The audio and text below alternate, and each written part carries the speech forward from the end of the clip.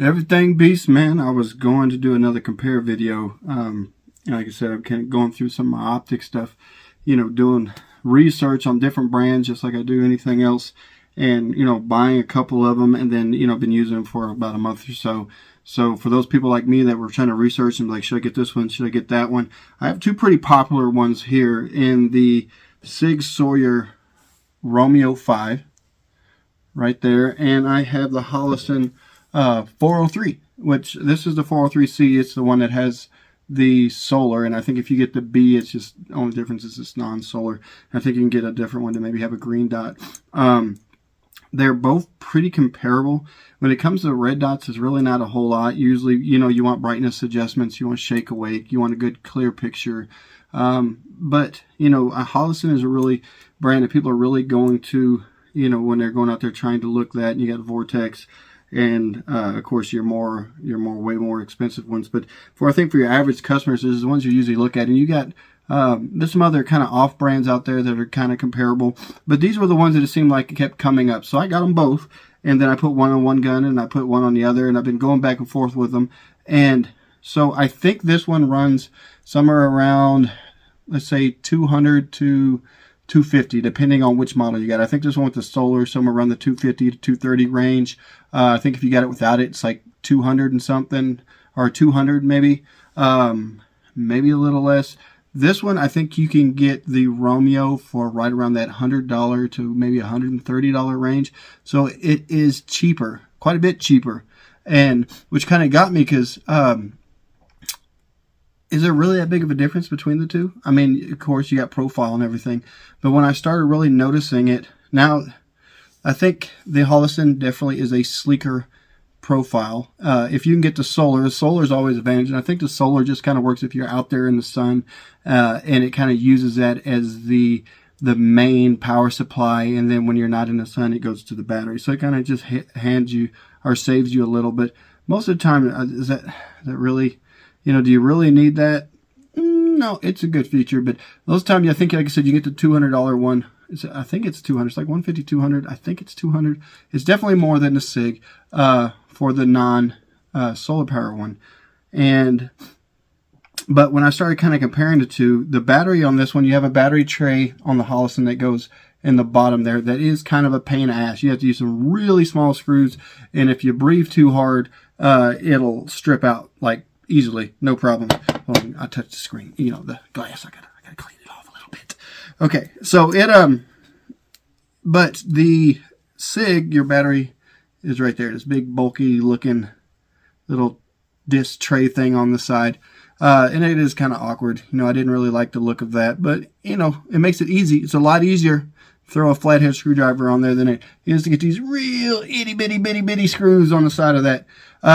When it came, they're both shake awake. They're both adjustable brightnesses on there. When I actually started kind of comparing it, I actually thought that the red dot on the Sig was actually a little cleaner, a little better, a little easier to see. If you can see that, see if I can get that up on the camera so you can see it. So there's the Holosun. Now get it on me. You can see if you can get that. Let me get a little closer there. You see the little red dot? I got it kind of turned down so it's smaller in my way. And then here is the Sig. I got that one kind of bright. You can see there might be a little bit more as far as reflection and what you can and what you can't see. But that picture is really clear. Plus you're probably getting a little reflection off the neon light in the back there. But again, there's the Holosun. Let's see if I can turn that brightness up a little bit. Get them a little bit kind of both in the same dot. There we go. There we go. Big old red dot.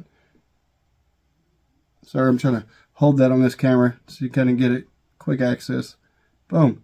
And I actually thought it was easier to see the Sig than it was to see the Holosun. And then I'm like, man, are you just kind of paying for that Holosun kind of name like you do everything else? And I think if you look at some of the Vortex ones, they're around the same, maybe a little bit more. I forgot which one you got there, because you've got like the arc or whatever, the spark, and then you've got the, what else do they got? They got a couple of different ones, but you always hear the Holosun's like really up there when guys are like, oh, I went from Triticon to Holosun because I saved the money and I'm getting the same type of, quality.